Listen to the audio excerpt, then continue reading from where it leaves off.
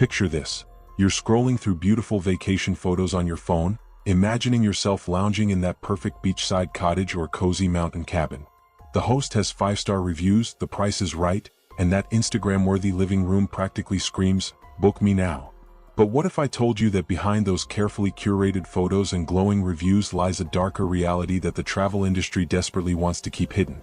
Here's a statistic that will make your blood run cold. According to recent analysis of over 127,000 Airbnb complaints, a staggering 22% involved outright scams, while another 72% dealt with customer service nightmares that left travelers stranded, terrorized, or worse. But these numbers only scratch the surface of what's really happening in the shadows of the sharing economy. Have you ever wondered what could go wrong during an Airbnb stay? I mean, really go wrong? Not just a dirty bathroom or noisy neighbors, but something so disturbing, so fundamentally wrong, that it changes how you see the world forever? Tonight, I'm going to take you into the darkest corners of the vacation rental industry, where unsuspecting travelers have encountered horrors that would make Stephen King himself reach for the light switch. What you're about to hear isn't fiction. These aren't urban legends passed down through whispered conversations. These are real experiences from real people who thought they were booking a simple getaway, only to find themselves trapped in living nightmares that continue to haunt them long after they've returned home. And the most terrifying part? Any one of these stories could happen to you on your next trip. The vacation rental industry has exploded over the past decade, with millions of properties listed worldwide. Airbnb alone hosts over 6 million listings across 220 countries and regions.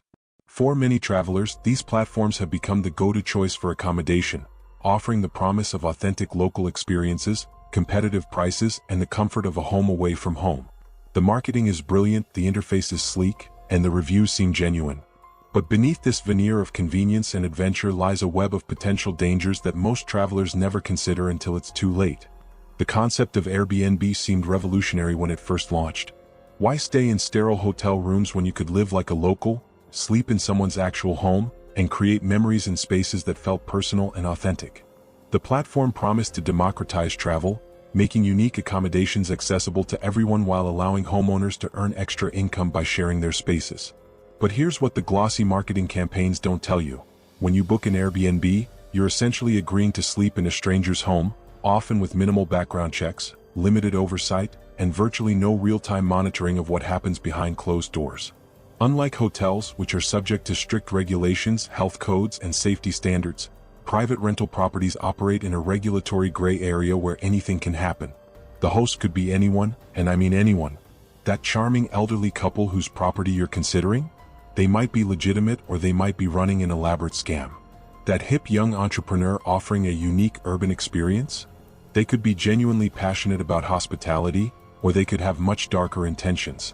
The platform's verification process, while marketed as comprehensive, often amounts to little more than confirming an email address and uploading a government ID, hardly enough to guarantee your safety.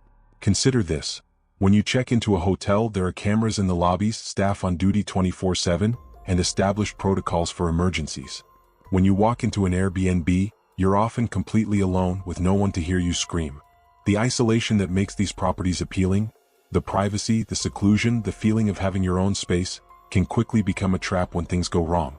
The review system, which most travelers rely on to make decisions, is fundamentally flawed.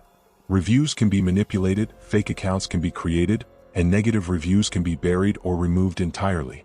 When things go horribly wrong during a stay, the company's secretive safety team jumps in to soothe guests and hosts, help families, and prevent PR disasters. This means that the most dangerous properties might maintain spotless ratings while the evidence of their dark secrets gets quietly swept under the rug. What's even more disturbing is how these platforms handle serious incidents. When someone reports a crime, a safety violation, or a traumatic experience, the first priority often isn't justice or prevention, it's damage control. Victims are frequently asked to sign non-disclosure agreements in exchange for compensation, ensuring that their stories never see the light of day. The properties remain listed, the hosts continue operating, and new victims are fed into the system. The central issue plaguing Airbnb and similar platforms isn't just about occasional bad experiences or minor inconveniences. It's about a fundamental breakdown in safety and security that puts millions of travelers at risk every single day. The problem runs deeper than most people realize, rooted in the very structure of how these platforms operate and the priorities they set. Traditional hotels invest heavily in security infrastructure. They have key card systems that track who enters and exits rooms, surveillance cameras in common areas, trained security personnel, and established relationships with local law enforcement. They're also subject to regular inspections, must comply with fire safety codes, and are required to maintain certain standards of cleanliness and maintenance. When something goes wrong, there's a clear chain of responsibility and accountability. Airbnb properties, by contrast, operate with virtually no oversight. There's no requirement for security cameras, no mandate for working locks, no inspection of electrical systems, and no verification that smoke detectors are functional. Hosts can install hidden cameras, tamper with locks, or even provide duplicate keys to unauthorized individuals, and guests often have no way of knowing until it's too late. The psychological impact of this lack of security cannot be overstated. When you're staying in an unfamiliar place, surrounded by someone else's belongings, sleeping in their bed, and using their facilities, you're already in a vulnerable position. Add to that the knowledge that you have no idea who else might have access to the property, and the stage is set for genuine terror. But perhaps the most insidious aspect of this problem is how it's being covered up. The platforms have developed sophisticated systems for managing crises, but these systems are designed to protect the company's reputations rather than prevent future incidents. When a guest reports a serious problem, whether it's hidden cameras, threatening behavior from hosts, or even physical assault, the response often focuses on silencing the victim rather than addressing the underlying issue. This culture of secrecy has created an environment where predators can operate with impunity. They know that even if they're caught, the consequences are likely to be minimal. They might have their listing temporarily suspended, but they can easily create new accounts, list different properties, or simply move their operations to a different platform. Meanwhile, their victims are left to deal with the trauma alone, often unable to warn others about what they've experienced. The financial incentives also work against guest safety. These platforms make money from every booking, regardless of whether the guest has a good experience or not. They have no financial motivation to be overly strict with host vetting or to remove profitable properties from their platforms. In fact, they have every incentive to keep dangerous hosts active, as long as they can manage the public relations fallout when things go wrong. Let me tell you about Sarah, a 28-year-old marketing executive from Portland who booked what seemed like the perfect weekend getaway. The listing was in a trendy neighborhood in Seattle, a beautifully renovated loft with exposed brick walls, floor-to-ceiling windows, and a 5-star rating from dozens of previous guests. The photos were stunning, the price was reasonable, and the host, Michael, seemed friendly and responsive in his messages. Sarah arrived on a Friday evening, excited for a solo weekend exploring the city. The host met her at the property, gave her a quick tour, and handed over the keys. Everything seemed normal. The apartment was exactly as advertised, clean and well-appointed. Michael mentioned that he lived in the building and told her to contact him if she needed anything. He seemed like a genuinely nice guy, maybe a little too eager to please, but nothing that raised any red flags. The first night passed without incident. Sarah went out for dinner, explored the neighborhood, and returned to the apartment around 11 p.m. She FaceTimed with her sister, posted some photos on social media, and went to bed feeling satisfied with her choice. But it was during the early hours of Saturday morning that things began to go wrong in ways that would haunt her for months to come.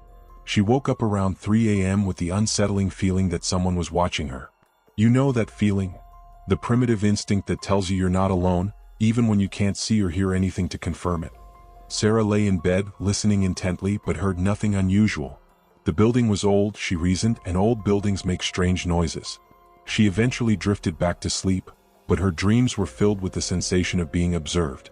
The next morning she tried to shake off the unease.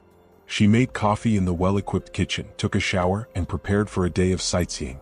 But as she was getting dressed, she noticed something that made her stomach drop. A small, almost imperceptible hole in the wall near the bed, positioned at eye level and partially hidden behind a framed photograph. The hole was perfectly round, about the size of a pencil eraser, and when she moved the photograph aside, she could see that it went completely through the wall. Sarah's hands shook as she realized what she was looking at. Someone had been watching her sleep. Someone had seen her change clothes, seen her in her most vulnerable moments, and had been doing this to countless other guests.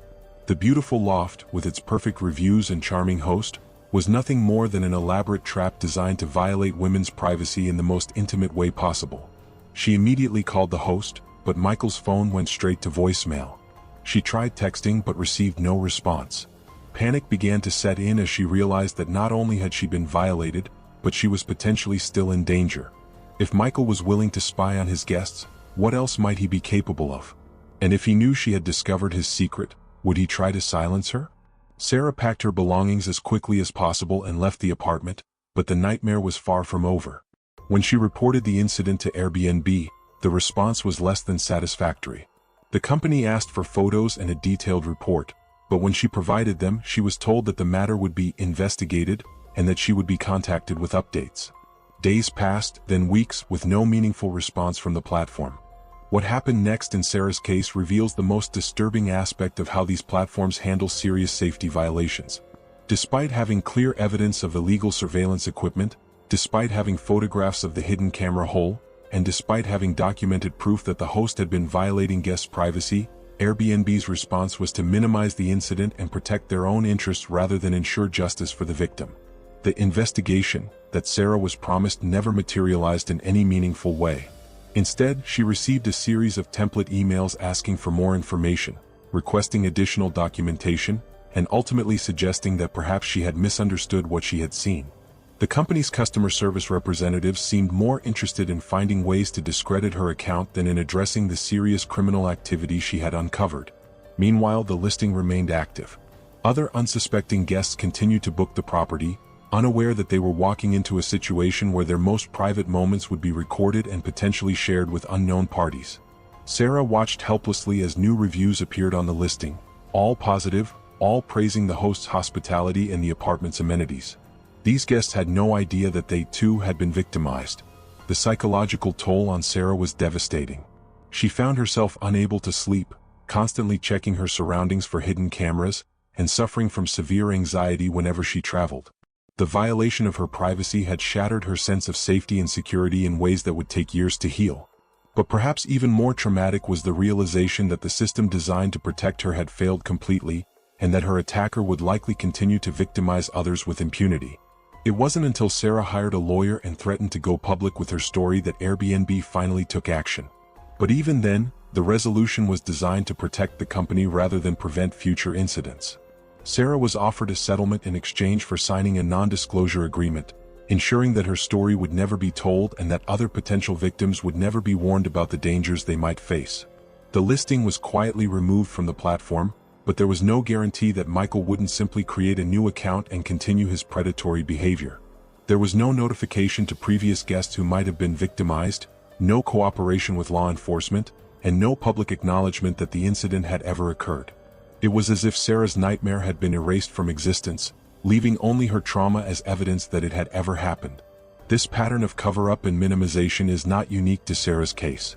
It's a systemic problem that affects thousands of victims who have encountered everything from hidden cameras to physical assault while staying in Airbnb properties. The platforms have developed sophisticated systems for managing these crises, but these systems are designed to protect corporate interests rather than guest safety. The most chilling aspect of this story is how easily it could happen to anyone. Sarah was an experienced traveler, someone who considered herself safety-conscious and aware of potential risks. She had read the reviews, communicated with the host, and followed all the standard precautions that travelers are advised to take.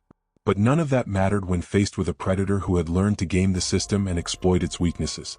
The second story I need to share with you involves Marcus and Jennifer, a young couple from Chicago who decided to celebrate their anniversary with a romantic weekend in a remote cabin in rural Wisconsin.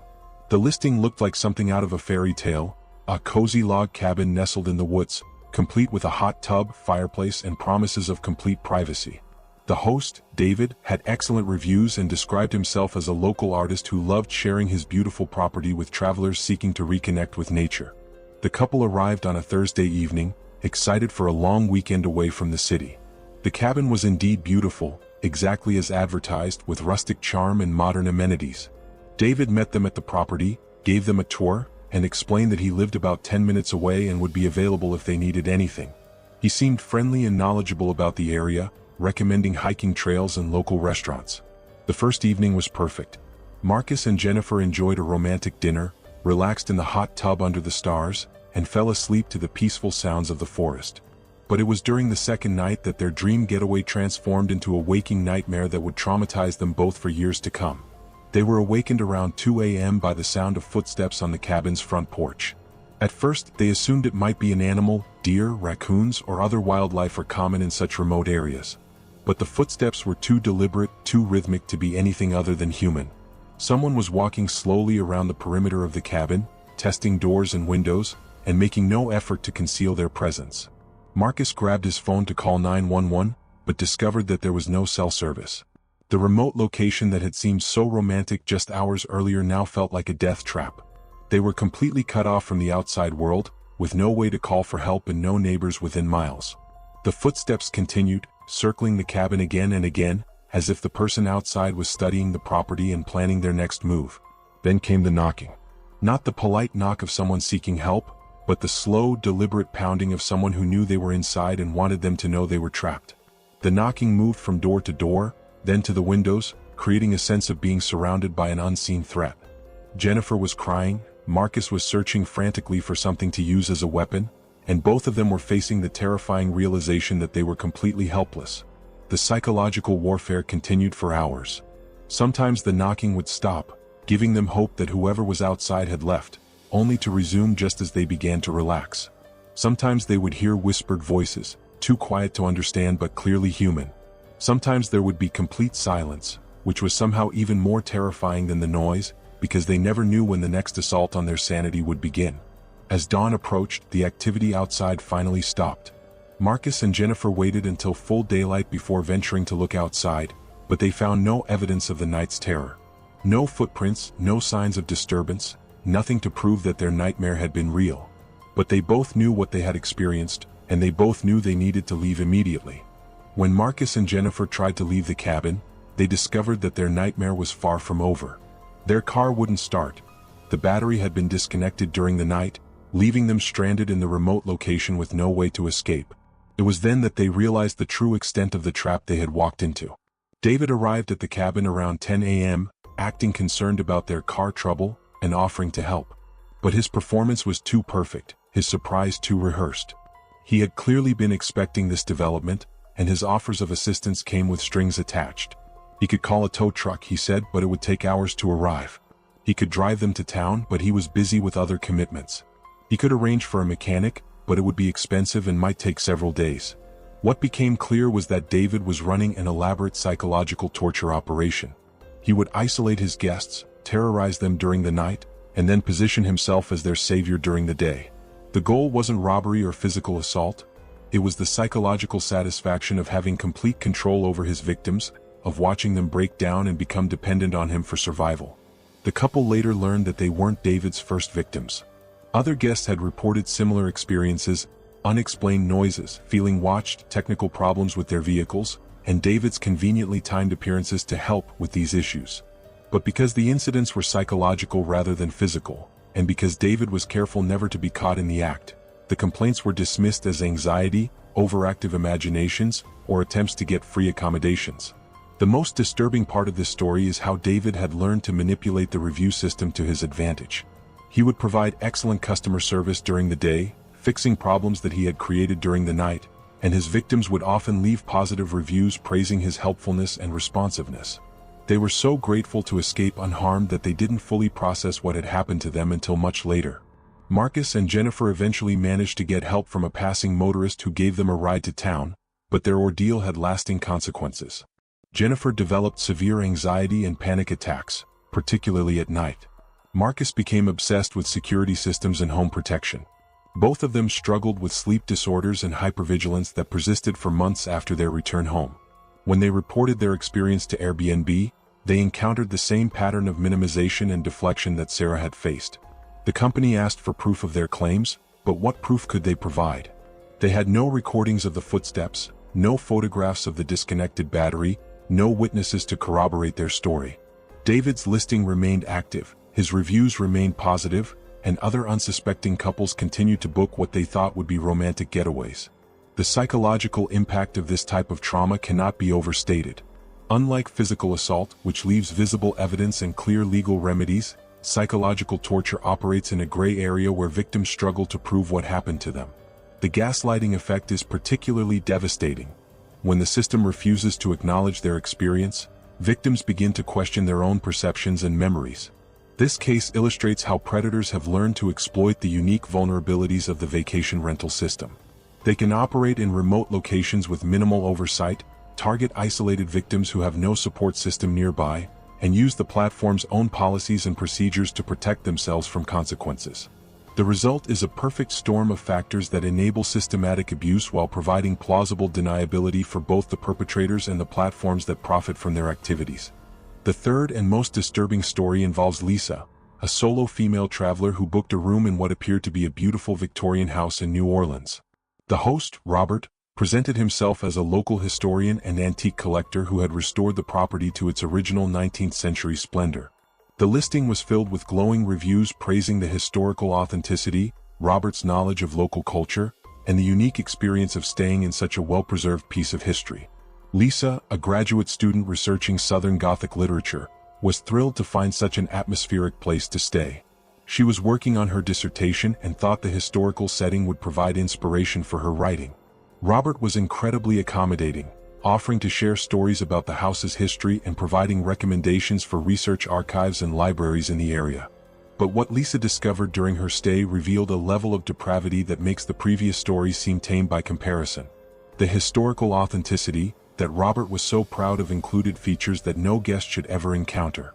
Hidden behind the Victorian facade was a modern surveillance system that would make intelligence agencies envious. Every room was monitored, every conversation recorded, and every private moment captured for Robert's twisted entertainment. But the surveillance was just the beginning. Lisa discovered that Robert had been using his guests' personal information to stalk them long after their stays ended. He had collected social security numbers from identification documents, gathered personal details from casual conversations, and used his access to their belongings to learn intimate details about their lives. He had created detailed profiles of hundreds of guests, tracking their movements, habits, and relationships with the dedication of a professional intelligence operative. The most chilling discovery came when Lisa found a room in the basement that Robert had never mentioned during his tour. It was filled with photographs, personal items, and detailed notes about former guests. Some of the items were clearly stolen from guests' luggage, but others suggested that Robert's obsession extended far beyond mere theft. He had been following some of his former guests for years, learning their routines, their relationships, their vulnerabilities. When Lisa tried to leave, she found that Robert had been monitoring her every move and had anticipated her discovery. The doors were locked, her phone had been disabled, and she was trapped in a house with a man who had been collecting trophies from hundreds of unsuspecting victims. The Victorian mansion that had seemed so charming and historic was revealed to be an elaborate hunting lodge designed to trap and study human prey. Lisa's escape and the subsequent investigation revealed that Robert had been operating his sick game for over a decade. He had used multiple identities, multiple properties, and multiple platforms to avoid detection. When one listing was shut down, he would simply create another. When one identity was compromised, he would reinvent himself and continue his activities elsewhere. The investigation also revealed that Lisa's experience was not unique. Robert had been gradually escalating his activities over the years, starting with simple voyeurism and gradually expanding into stalking, identity theft, and psychological torture. Several former guests who had reported strange experiences or minor thefts were contacted by police and learned for the first time the full extent of what they had unknowingly been subjected to. What makes this story particularly disturbing is how long Robert was able to operate without detection. His reviews remained positive because most guests never realized they had been victimized. The theft of small items was attributed to forgetfulness, the feeling of being watched was dismissed as imagination, and the occasional technical problems were seen as minor inconveniences rather than evidence of systematic abuse. This case represents the ultimate failure of the vacation rental system. Despite multiple red flags, despite numerous opportunities for intervention, despite clear warning signs that should have triggered investigation, Robert was able to continue his activities for years while the platforms that enabled him continued to profit from his listings. The psychological impact on his victims was devastating. Many reported feeling violated in ways that were difficult to articulate, the knowledge that their most private moments had been recorded and studied, that their personal information had been stolen and used against them, that they had been nothing more than subjects in a sick experiment designed to satisfy one man's twisted desires. As I finish telling you these stories, I want you to understand that they represent just a tiny fraction of the incidents that occur in the vacation rental industry every day. For every story that comes to light, there are dozens more that remain hidden, covered up by non-disclosure agreements, dismissed by ineffective customer service, or never reported at all because victims don't realize they've been victimized.